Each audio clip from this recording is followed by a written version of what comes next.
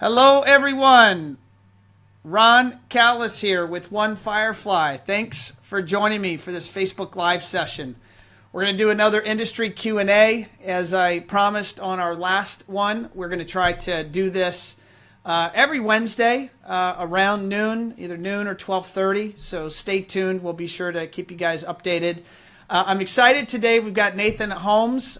He's a good friend of mine from the industry. He's been in the AV industry now for over 20 years, and we're going to learn about his background, his perspectives on the industry.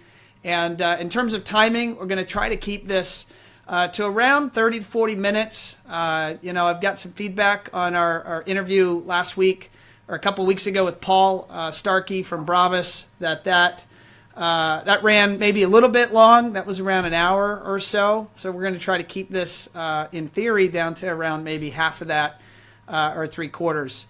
So again, I'm going to just give me a moment here. I'm going to look over on our company Facebook page to make sure that it looks like this is coming in. All right. Looks like we're coming in okay. And again, thank you for watching. I'm going to try to also do a much better job this time around of answering questions that show up in the feed. So I'm also going to ask for some feedback in the news feed in the comments section. So please interact with us, Nathan and I. We want to have fun, and your questions or comments, even telling us we look funny or don't sound right, all of that's good stuff. Please comment. So let's go ahead and let's meet Nathan. Let me bring him in here. How you doing, Nathan? I'm good, Ron. How you doing today? Oh, just another day in paradise. How's your day going so far? It's good. It's good. Got up a little earlier than normal so we could do this, but it's SoCal, so it's nice and sunny and beautiful out here, so it'll be a good day. And it's my birthday, so And it's your birthday. Holy cow! Are you shy? Do you mind telling our Facebook audience how old you are? No, I am 46 today. 46. Awesome. Do you got any big plans? No, it's pretty low key. This isn't one of the big ones, so spend some time with my wife, and then a bunch of people getting together Friday night for dinner, but nothing big. Hey, Nathan, you're getting a bunch of happy birthdays here on the page. Wonderful. Yeah, so everyone is wishing you best wishes. And you live, where exactly do you live? Are you in Los Angeles, San Diego? I'm in Los Angeles, actually, West Hills, which is in the San Fernando Valley, north side of Los Angeles. Okay, so you and I go back a long time, Nathan, and but many of our audience may not know you, may not know your background. So do you mind helping me and the audience understand a little bit about you and how you got started here in the AV industry? Yeah, absolutely. It actually, I think if we go back far enough, I got my first computer back in the early 80s, probably 81, 82, and was programming back then. Got into robotics and things like that in high school, and eventually went to go for electronics engineering technology. Went to college for, specializing in robotics and control systems, so I've always had a passion for electronics. I actually got into the industry, though, in mid-90s. I started working for a company called American Telecasting. I was doing point-to-point microwave dish installations for cable service in Southwest Florida. I was living in Fort Myers at the time.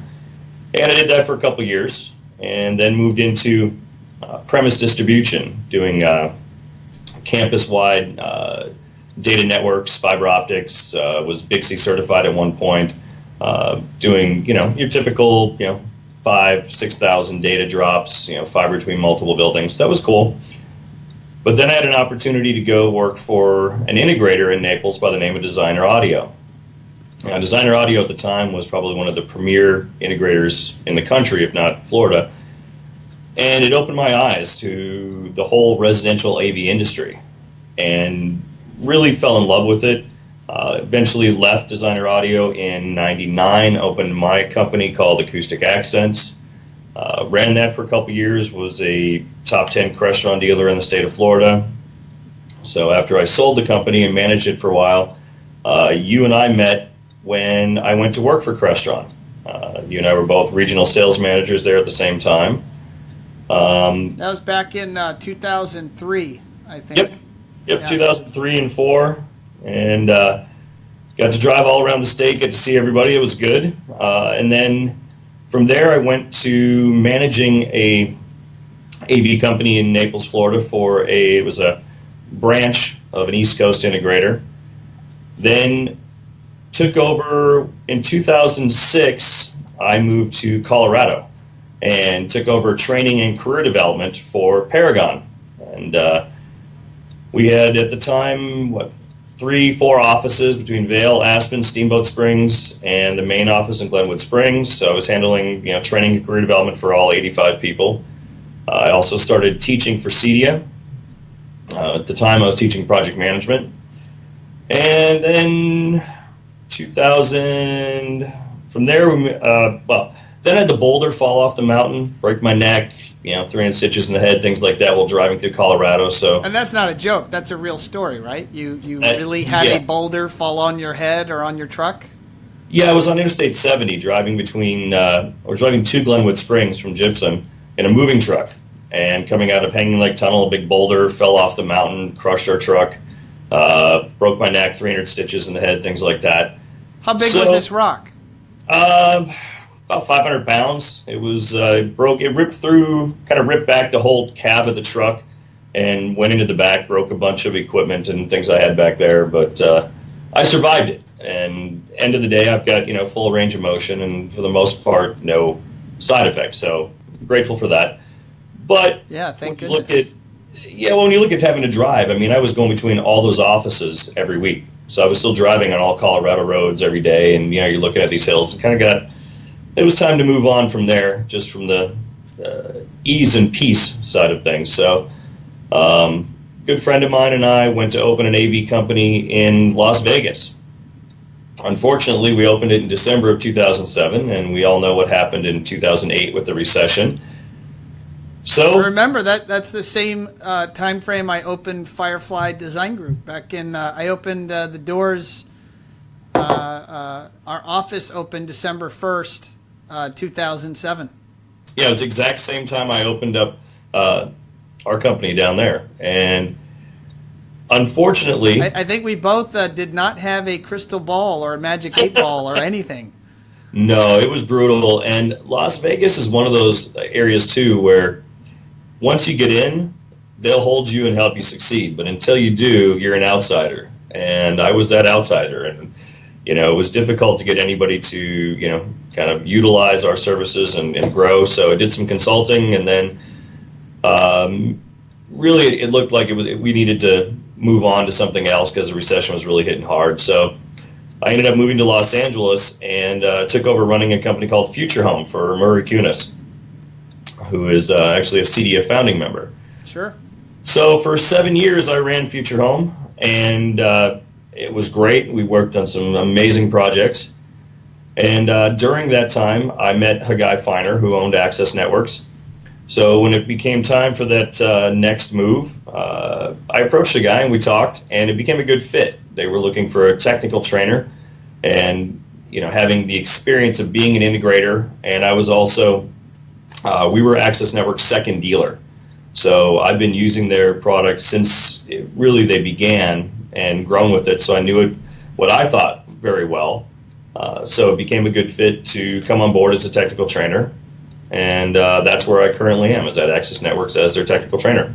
Yeah, so can you provide a little more color around that? What specifically are your roles and duties as a technical trainer? What does it mean to be the technical trainer for Access Networks? And how long has that role existed? Is that something that's always been a part of their, staffing and requirements, is to have that level person on? No, actually, it hasn't. This was something that they had felt they needed for a while. The role of training had kind of fallen to a lot of the members of the sales team or Haggai or engineering. And we also, when we first started, our offering is a little different, so the training was a little less. So as we diversified our product offerings, it became really apparent that the more training we could provide to assist our dealers, the greater their success would be. So the position was actually created for me. And we've kind of done, it's been multifaceted. One side of it was to do some things that really were not what you would consider technical training, meaning I've helped develop the dealer portal and a lot of the behind the scenes type of information for the dealers to log in and obtain this information. Plus I work with the sales team. It's kind of a bridge between engineering and sales because I'm kind of in between the two. So depending on where we're at, it becomes kind of a tag team approach. If it's, a dealer needs more sales support, then sales is there, but I can handle the more in-depth technical sides of things. When it comes to the technical training, we've developed kind of a number of different things. We've done some CE Pro webinars, which I typically keep those much more technology and standards based rather than specifically access networks. I try to ensure that because CE Pro has a much wider dealer base, that we keep things as, in my opinion, as beneficial for a vast variety of people. So like our first presentation was on Wi-Fi and RF technology and the basics behind that and understanding how Wi-Fi and RF works. And then somewhat of why Ruckus will outperform the competition. The next was on why you do, the only way to do multiple VLANs when looking at a best practice scenario is use layer 3 switches. And that deals with a whole bunch of things, but really kind of shows where router on a stick works in very limited situations. But as the system grows, layer 3 is the only way to do multiple VLANs. Is much of the training that Access Networks does, is it virtual? Is it via webinar formats and or video conferencing? Or do you do trainings at trade shows or do you go out into the field? How does that, what are the mechanics behind the training that you guys do for your dealers? We do all of the above. I do, like I said, the CE Pros. I do specific PowerPoint presentations that we can, send to the dealer either in PDF or PowerPoint format. I will do webinars with the dealers, either on specific topics we've determined or focus trainings for the dealers to help them understand different elements of our product offerings. At CEDIA last year, we did 17 presentations in the booth. I also teach networking for CEDIA.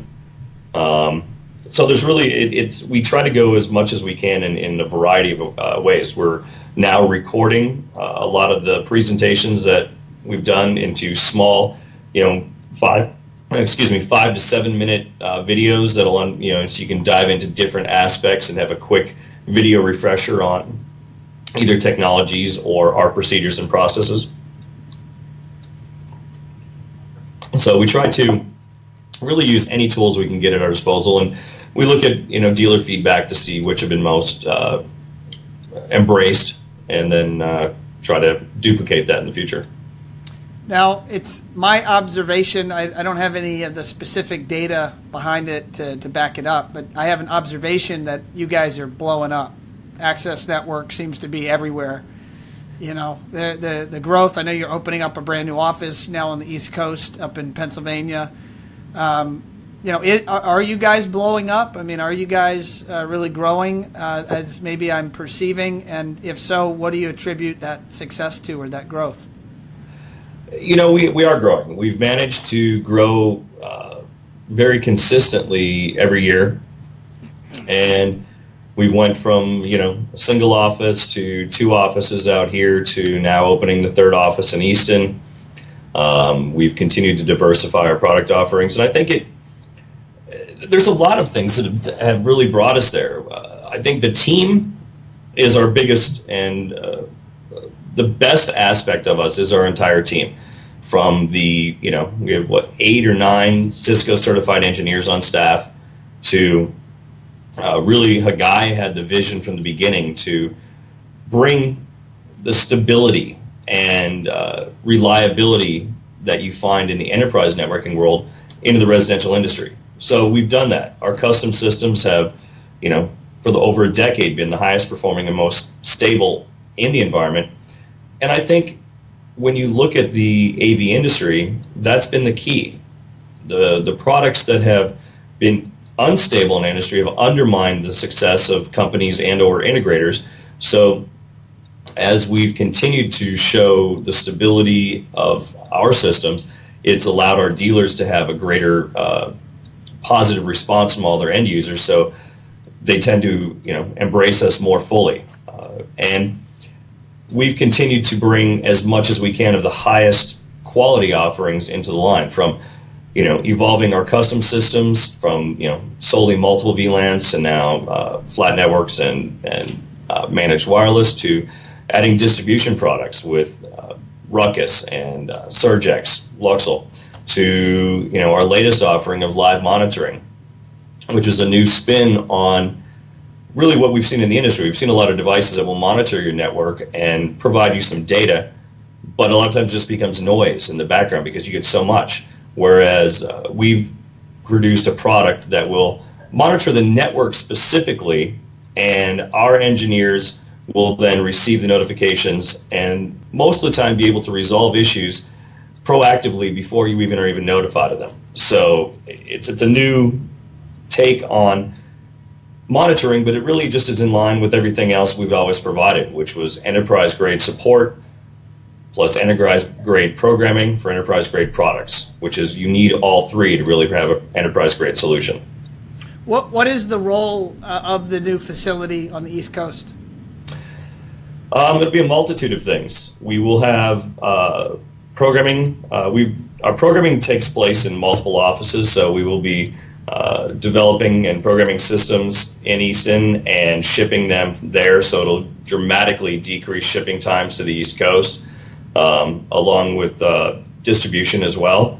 It allows us to grow our engineering team and staff, and we will also have, we're probably going to do training facilities out there as well. We're still vetting out how that's going to go, but our hope is to hold different events, trainings, and bring people in to kind of show you what we do and what our special flavor on everything is.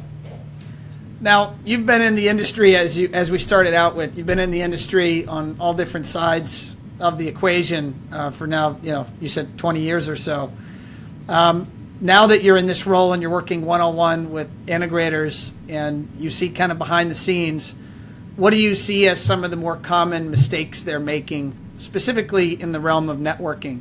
What do you think they're doing wrong or could be doing better? And, you'd really like to get that message out.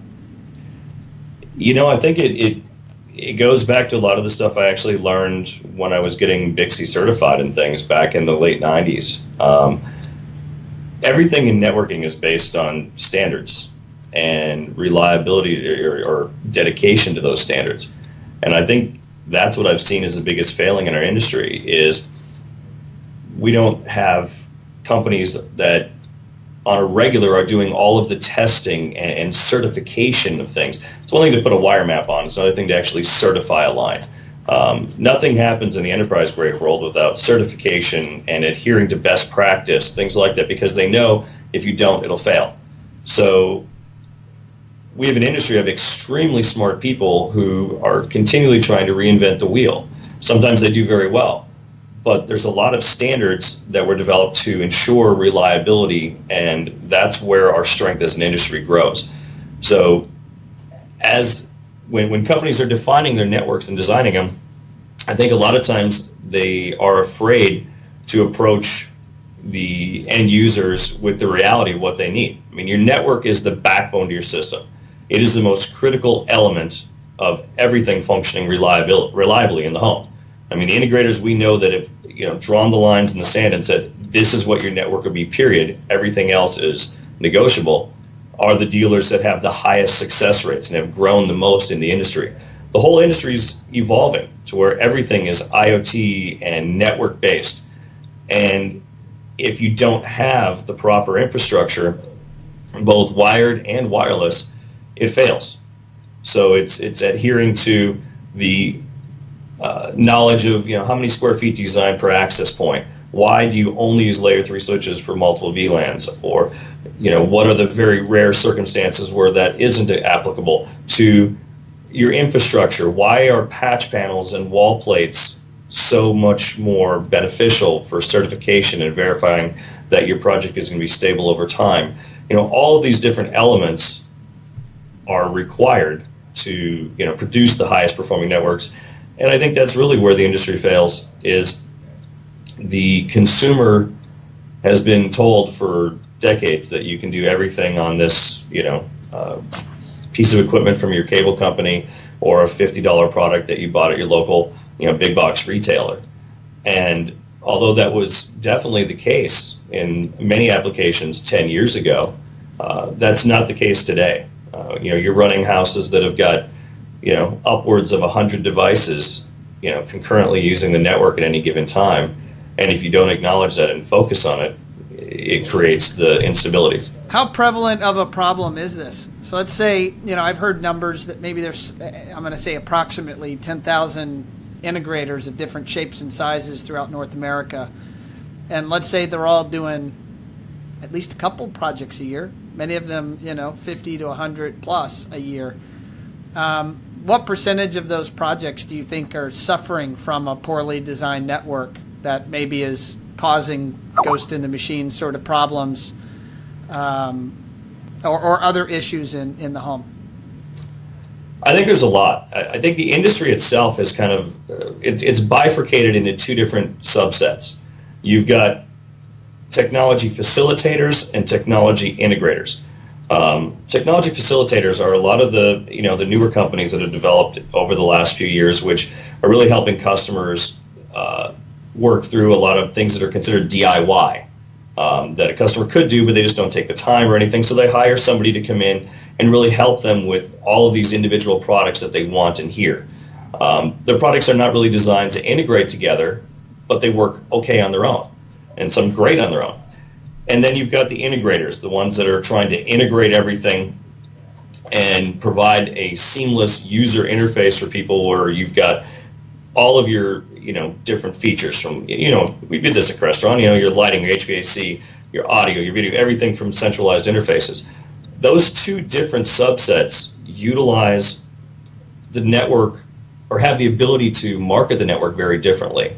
The facilitators, I don't think, generally have the project sizes or the client, the customer education, where they realize how much more they should spend to make sure the network is where it should be. So you have a lot of people that, hey, I took this out of the box and the manufacturer says this and it should be doing this, and you're fighting to get it to work with other devices. And so the experience is okay at best. And then when you get into the technology integrators, if they've taken the time to develop standards that work for their business, I think that's where you see more success. And it can be across the board, from a small integrator to a large integrator. If you know your product inside and out, you know its capabilities, you know how to configure it, you've got networking standards, you definitely succeed better than somebody who's trying the newest product or hasn't developed those standards. So it's difficult to say how many are suffering, but there is a lot. It is definitely a lot. I mean, people don't even understand, like, when you design for proper wireless coverage, new technology like we've got now, 802.11 AC, you plan for 5 gig coverage, which means 1,500 square feet per access point. You've got people, installs where you've got 2 access points in an 8,000 square foot house. And you have connectivity, but you have nowhere near the experience you could have. So that network is absolutely suffering, even though it's still functional. So there's, it's a difficult question to answer, I guess would be the best way. All right, so I'm going to come at you from a different direction here. Yeah. So you see a lot, you have seen a lot, as in past tense. What are some of the newer technologies on the forefront that really have you excited for our industry? It doesn't have to be network related, just what are you seeing out there that you think is going to be a significant component or player in the life of an integrator as they move forward? That's a hard one. I mean, most of the technologies that we're seeing. We didn't come here for easy questions, did you? I'm telling you, this is. I mean, you see, make you think. You are. The things that people are excited about, today, are things that we were doing on most of the high-end projects, 10, 15, 20 years ago. By the way, Sean Sturmer just messaged in and he said Z-Wave. What's your thoughts or comments on Z-Wave? I think a lot of the things from Z-Wave is definitely doing a lot to push the industry to adopt standards of integration, which I think is vital for the next level of success to occur. Like I said, we're seeing things now that really we were doing 10 years ago on, really they're 20 years ago on all the high-end systems, but now they're in smaller consumer available price points. But the biggest problem that created is they don't integrate with each other. They're designed to hold you in your own ecosystem. Z-Wave has been a proponent for, really since the beginning of providing a platform of interoperability between devices, which I think is our key moving forward in a lot of ways. This is Wi-Fi is great. All the technologies are coming out. It's easy to get on board. It's easy to do these things. But I think the real things that we're going to see is as we get developed standards, this is where we can really grow as an industry and see the biggest returns and the people adopting more, because that's what produces the stability. Outside of industry, I think things like autonomous cars. To me, those are awesome. Those are things that growing up you would have loved to have had and seen. I think. The fact that every one of your neighbors now has a quadcopter and is an RC pilot. I mean, who saw that coming? It is it's interesting. I think technology has gone faster than people expected in some ways. So there's some really neat things out there, but I'm not sure which I would say is the neatest. Yeah, no, I think there's a lot of neat stuff. Now, what's your opinion on the role that, if any, that our industry that you and I have been in I've been in it for 18 years, might play with robotics and the concept of robotics in the home or robotics in the office? We all know that robots are building your cars these days, but do you have an opinion or have you read up on that subject? Well, yeah, I mean, robotics has been a passion to me for 30 years. And I mean, what is a robot? It's a mechanical device which performs said action based on a particular input.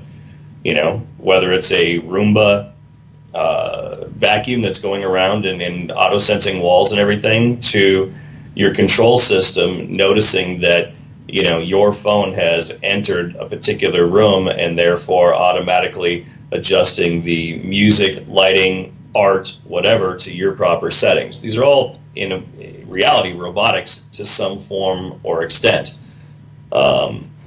We tend to... You see a day where our integrators are selling robots of some sort? We're already here. I mean, you've got people that are selling Roombas and things like that. Those are robots, I think.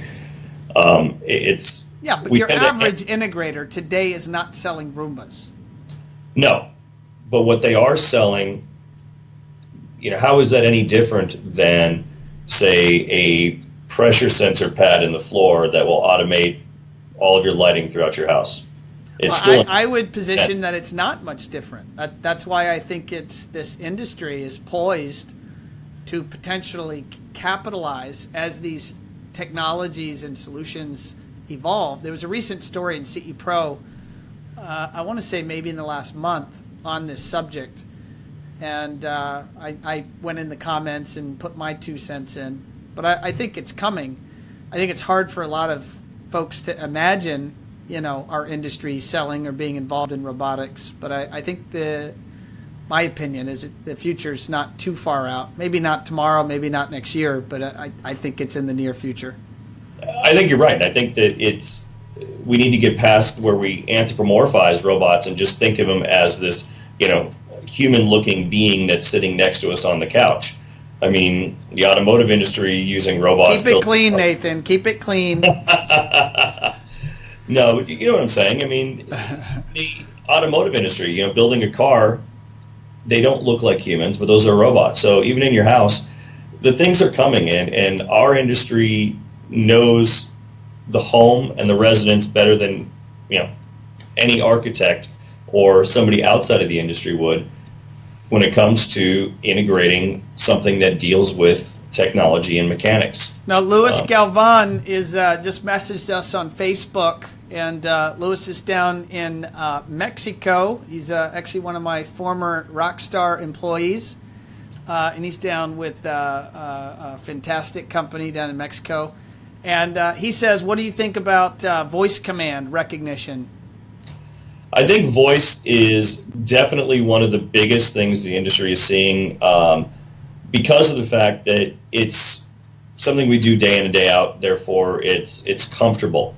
We've found over the years that the biggest thing that a end user has to have is comfort with their interface. If a remote is scary to them or has too many things in front of them, it gives them fear and they don't want to touch it. They fear they're going to break it. Whereas they don't think they can break something when they're just talking. So I think it's very rapidly being adopted. And I think, Alexa and things like that, because of their price points, have promoted a whole bunch of new people showing interest in connecting things within the home. I think when you look at the variety of it, something like Josh AI, that is an amazing voice-activated system that is perfectly suited for a fully integrated home where it can really take you almost to a conversational level. So there's going to be a vast variety of them, and I think it's really important to be aware of what their capabilities are, how they interact, and to understand that it's also just another interface. It's whether you've got touch panels on the wall, a motion sensor in a room, voice activation, a handheld remote. Any of these things are just interfaces. And I think key to success in our industry is understanding how to best use interfaces for each client. What is going to make each client have a better experience? From your perspective, are you seeing more integrators using voice input as an input to the system? Absolutely. They're trying to do it as much as possible. The shortcomings right now are the limited amounts of integration. It works great on the few things that it does integrate with that they've spent the time, but it gets us back to that, the statement of standards. If we had a standard of interface, standard integration language, if you want to call it, standard protocol base that allowed any manufacturer to interface with another, it would vastly increase the amount of adoption that people are doing. I think a lot of the IoT companies don't understand that by holding people in their ecosphere and not adopting a standard, it's decreasing the amount of exposure they could have. And I think as more people embrace voice, because it's so easy, if we can get to a point where we have a unified standard, the industry is poised to explode at levels people have never seen if we can get to the right standards. Sean is pointing out here on Facebook that there's clearly the issue of lack of margins in selling Google Voice or Alexa, and that's obviously top of mind, I think, for a lot of dealers and manufacturers, is just how to factor that into the equation. But I think we'll maybe go into that at a different time on another Q&A. But do you want to put 2 cents on that? I do, and I want to think about what we are. End of the day, we've never been anything more than a service industry. There were times where we've had great profitability on many products, and it was a boon to our businesses. But end of the day, that was the initial sale. The strength of your business many times was based on the recurring revenue streams you could generate from service plans and or just service of your customers. We're a service industry. We don't make hardly anything on TVs anymore either, but we sell them day in and day out. And we know which ones are the better ones and which ones aren't. I think you have the same issue with voice, and let's face it, Google and Amazon and things like that are not going away. It's a matter of how do we either provide a higher level of performance from a different product or embrace the feature set of these products in a way that it allows us to sell our service and the things behind the scene that we do already sell at a profitability. Again, if you're looking at it as the entire system, no, you make no money. It's hard to sell. But if you look at it as one of many possible interfaces and you develop in your company a standards of approach, just like everything else, it becomes very easy to take that small margin and use it as an entry point to make a ton of money. All right, so now for the most important question of our session here. As you probably know, I am a hobbyist student of astrophysics. And also making small planes that and small planes and robots. I do all of these things on all of my spare time. But recently, scientists have been able to photograph for the first time a black hole. And they're still processing the data, but this just happened like in the last week or two. And so here's the question for you. What is inside of a black hole? Well, let me pose a different question back. How do you photograph a black hole when a photograph is the capture of reflected light and Yes. the black hole is absorbing light? Would you like to know the answer to that question? I actually do. Because at the event horizon, the gravity is so strong that it is pulling molecules apart, and all sorts of energy as it's being sucked in is then being emitted. So across the entire spectrum of wavelengths of energy, they are emitting, so you can actually pick up the ring of the black hole. You don't see the black hole because light can't escape. But on the perimeter, the event horizon, there's tremendous amounts of energy escaping, and that apparently can be photographed. Apparently it's not very easy because they've been trying for a long time, but and I haven't seen the pictures yet, but supposedly it can be photographed. I would love to think that the potential to travel either vast distances or through time, those things would actually be potentially possible through the black hole. I have no idea what's at them. It's beyond our comprehension. I think there's still so many things in our universe that, I could go into an interesting conversation with Mark Levinson on things that we had on just things within the human body that are affected by electromechanical waves, things that you don't think about and or necessarily think that they would affect you in the way they do, happen all around us. There's energies and things that we can't see, and I think it's great to have these things that we focus our minds on, because it gives us something no matter what, that we can never know everything, so we're always striving for more. Amen. Well, Nathan, I appreciate you joining me, sir, on your birthday. Thank you for having me. I did not get into Guns N' Roses and the Guns N' Roses tie-in, one of my favorite bands of all time, and we will have to save that good stuff for the next interview. But I really appreciate you joining me for this industry Q&A, and have a great day and a great rest of your week, sir.